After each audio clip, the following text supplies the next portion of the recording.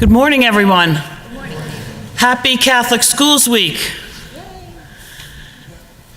Last year, Pope Francis spoke to Catholic educators from all over the world, and he told them there are three languages: the language of the head, the language of the heart, and the language of the hands. And education must go forward by all three: instructing how to think, helping students to feel, and accompanying them as they do. I stand before you today and I'm able to say with full strength of conviction that I would not be here were it not for Catholic schools. Catholic schools are the foundation upon which my family was built, and my children are fourth generation Catholic school educated. My father attended Catholic school in Gerritsen Beach, Brooklyn, and he wasn't a fan of the books or academics. In fact, he really didn't like school in the beginning. He would pass his time in the classroom by doodling and drawing caricatures and cartoons. But the nuns who taught him recognized his artistic ability very early on, and they reached him through his art. They quickly called upon him to create all of the posters for the parish and the school activities. He was appreciated for his gift, and he was called to service, and from that moment on, he absolutely loved school. My dad was also a fighter. Boxing was his sport of choice, and every week he would have a boxing match. The prize was a ballpoint pen set. Now, back in those days, Catholic students weren't able to use that cutting-edge technology. They were restricted to straight pens and inkwells. So Pop would gift the prized pen sets to his teachers. The nuns absolutely loved them, and each week a new teacher would get a prized ballpoint pen set. But Dad, I think, had an ulterior motive. He always said, you know, it didn't help me with my grades.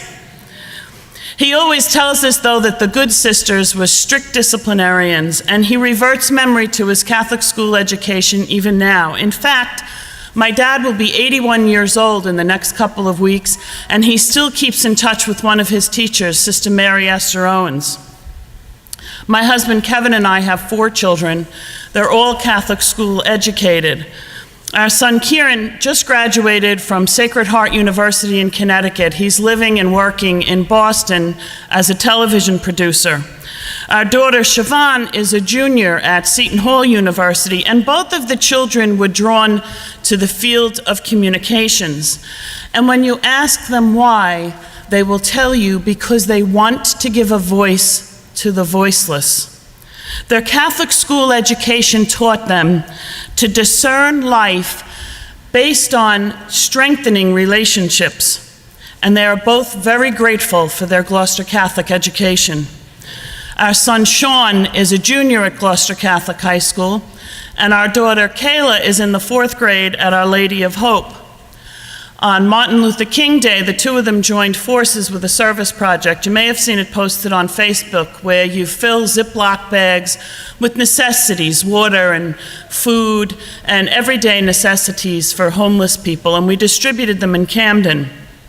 Our son Sean, in particular, wanted to make sure there were warm socks in those bags, because a couple of weeks ago he was walking home from the bus stop. His feet were aching with the cold, but he knew when he got home he could warm up, and he was thinking about all the people that didn't have a place to go to warm up.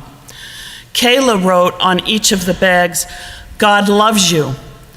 She found it very disconcerting to know that there were people that didn't have a family to go home to, and she wanted them to know that someone loved them.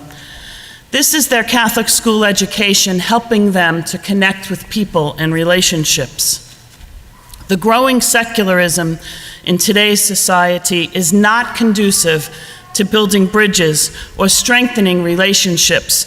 Collectively, as Catholic faithful, it is our job to build bridges and strengthen relationships, and we can do that by strengthening and maintaining our schools. When our schools are strong, our churches are full, vocations rise, and the quality of life and sense of community is overall improved. A Catholic education grounded in gospel teachings provides our students with an education that teaches them the language of the head, the heart, and the hands, and they will go forth and they will live more actively and profoundly. I mentioned in the beginning that I would not be standing here before you if it were not for Catholic education.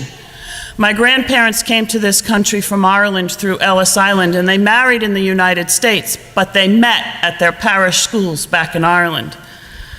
Through my elementary school years, I attended St. Bernard's School in Brooklyn, New York, and the Sisters of Mercy taught us about social justice and service to the poor. In high school, I attended Stella Maris High School in Rockaway, Queens, and the Sisters of St. Joseph taught us that we are all united.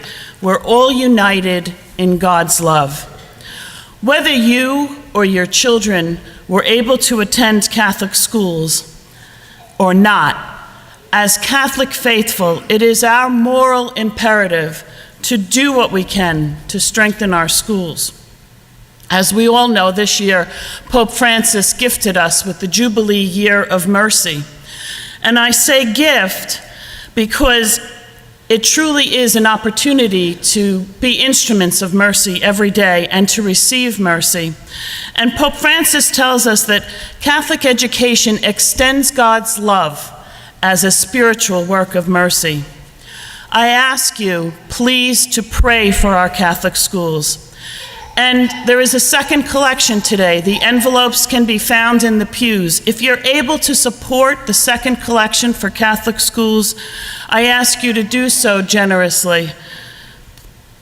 To support Catholic schools is an investment in a positive future for our church and for our community, and we can become instruments of God's mercy.